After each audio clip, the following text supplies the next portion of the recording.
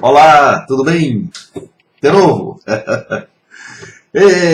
Então, vamos falar de um assunto importante. Muito importante, família. Mas não é a família do jeito que você está imaginando, né? Se bem que a tua família você deve privilegiar também e tal, né?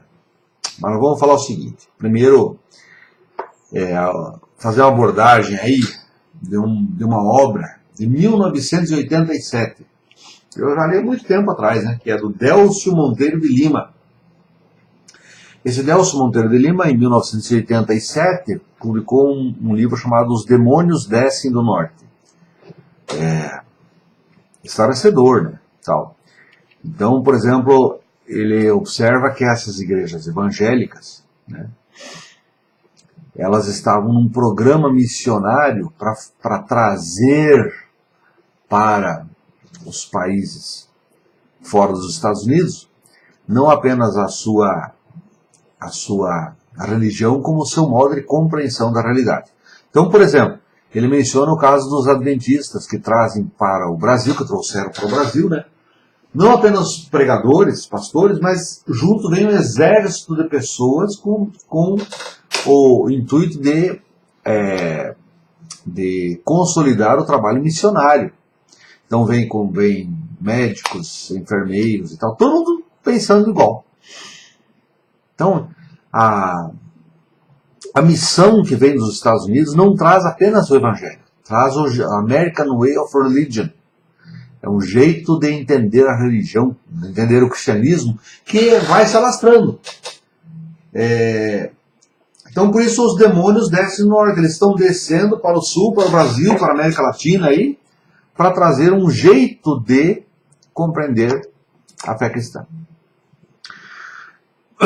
Pois bem, aí então, agora na Netflix tem um documentário, né? Um documentário sobre a família.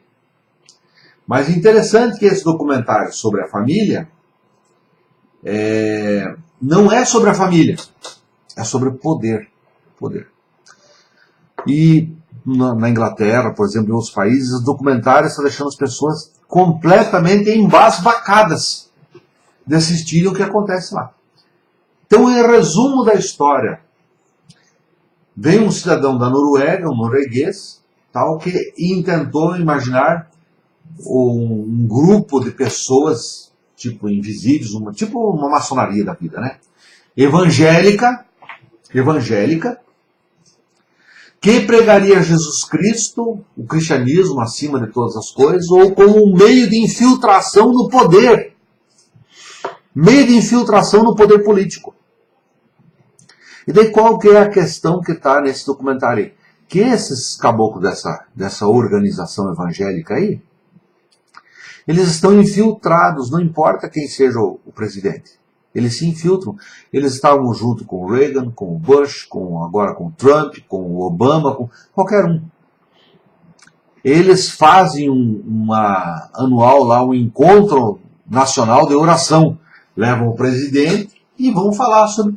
Veja, a oração é utilizada como meio, como catapulta para os objetivos políticos. Essas pessoas vão infiltrando pessoas dentro do governo para comandar os Estados Unidos.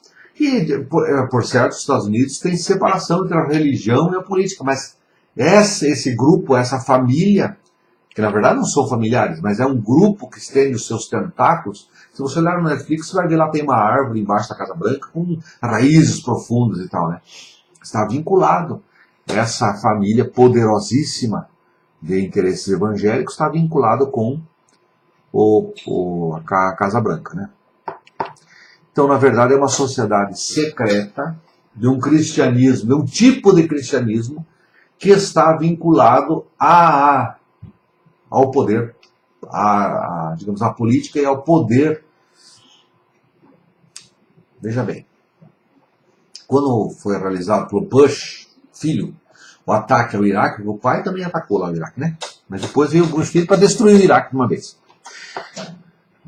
Puxa pela sua memória, você vai lembrar do seguinte. foi destruídas as torres gêmeas e tal, né? Ali em Nova York. Aí então precisava de algum jeito, quem que é culpado? Os árabes, os Islã e tal, então vamos destruir o Islã. Precisa de um culpado. Quem será? O Iraque. O Iraque porque tem um ditador, Saddam Hussein. Mas, veja bem, só isso não é um motivo técnico, de acordo com o direito internacional, suficiente para você atacar o Irã, ou o Iraque, né? Então, o George Bush precisava de um motivo, de um pretexto. Na verdade, é um pretexto. Aí quem disse para ele atacar o Iraque? Foi um evangélico, né? Um desse grupo aí, que estava lá, reunião lá com ele, e falou assim, olha, eu tenho uma revelação divina aí que pode mandar bala. Pode mandar bala no Iraque, porque a revelação me diz que o Saddam Hussein tem armas de destruição de massa, massivas ali no Iraque e precisa ser detido. Então você tem um pretexto teológico para você invadir e destruir o Iraque. E assim foi feito. Eles invadiram o Iraque, destruíram, por exemplo, você veja que interessante, as riquezas que estavam guardadas no museu de Bagdá, arqueológicas e tal, quando eles foram atacar, eles já tinham prevista para roubar tudo aquilo lá. O maior roubo da história aconteceu no museu do Iraque agora, né? Levaram um monte de peças e tal, antiquíssimas, de valor inestimável, né? Estão guardadas em algum lugar dos Estados Unidos. Museu do Iraque, né? Então veja, pode destruir lá, manda bala no Iraque lá que Deus vai mostrar que estão as armas de destruição em massa. Esse pessoal evangélico, né? Esse pessoal evangélico que tem essa proposição, né? Essa proposição de fé para orientar os destinos dos Estados Unidos e dizer o que eles têm que fazer. Pois bem, veja bem o seguinte. Essa proposição de fé está embrenhada, está junto no poder dos Estados Unidos. E qual que é a nossa questão aqui agora, né? A mesma coisa foi exportada para o Brasil. Você pode procurar ali no Google, pode ser o Google, agora é o oráculo, né? Procure. Na Câmara de Deputados, ali no nosso Congresso Nacional, tem um pessoal que se reúne, de evangélicos, se reúne ali para fazer as orações. É a mesma lógica. Essas pessoas cooptaram o Bolsonaro, porque o Bolsonaro, digamos assim, francamente, né? Jesus diz que a gente não pode chamar ninguém de tolo, então não vou chamar ele de tolo. Mas ele é inepto, ele não sabe.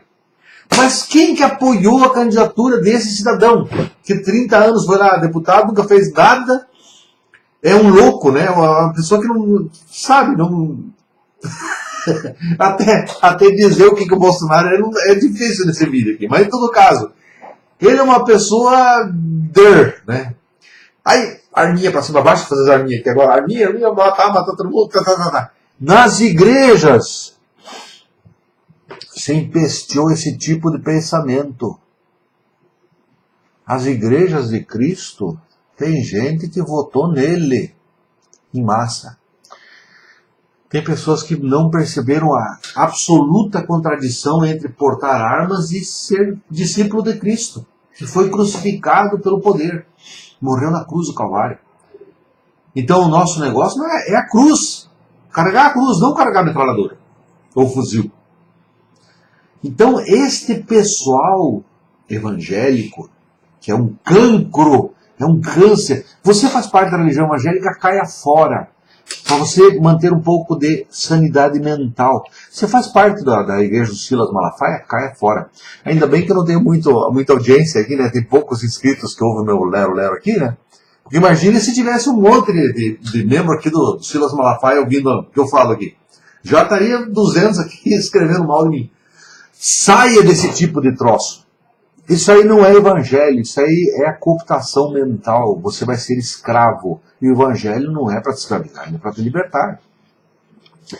Então vejam, no Brasil está acontecendo a mesma coisa. Vem esse bando desse evangélico, faz a reunião ali, faz as orações e tal, e pretende impor sobre o Estado uma plataforma apolítica.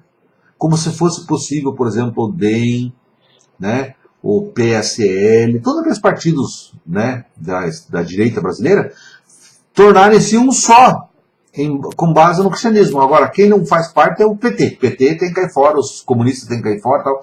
Veja, esse tipo de coligação que pretende tornar uma coisa só, funciona nos Estados Unidos. Então lá eles têm democratas e têm republicanos, todos fazendo o resto em comum. Vão lá na confraternização e tal, né, para ter uma coisa como Jesus, o evangelho deles, cristiano, seria coisa em comum. É um grupo de poder, é uma máfia, é um modelo de maçonaria. Eu acho que até a maçonaria é até melhor em alguns casos, se fosse mais à esquerda, né? O problema da maçonaria é que aqui no Brasil endireitou de vez. Virou um nhaca a maçonaria aqui. Infelizmente. Ainda bem que eu não tenho muitos inscritos, né? Senão eu estava recebendo torpedo dos evangélicos, da maçonaria e de todo mundo. Tem que entender o que está fazendo, né? O que está acontecendo. Então esse pessoal aí está com o poder. A questão é o poder. A dominação e tal. Então, a rezação, as orações feitas em comum, são feitas para controlar, para empoderar-se da república. Mesmo aconteceu nos Estados Unidos, né? Lá você tem o pessoal aí, o presidente, não importa qual seja. Aliás, o Trump que é um modelo mora do Bolsonaro, o Trump foi eleito por evangélicos. A grande massa dos evangélicos apoiou o Trump. Sem consciência, sem saber o que estava fazendo. Então eu estou falando aqui, porque se você está assistindo aqui, os 20 que vão assistir esse vídeo, sei lá quantos vão assistir, entenda bem o seguinte: religião que diz que não tem não está vivendo na política, é a religião falsa, de escravização. Jesus foi morto, por que afinal de contas? Por não ter vinculação política?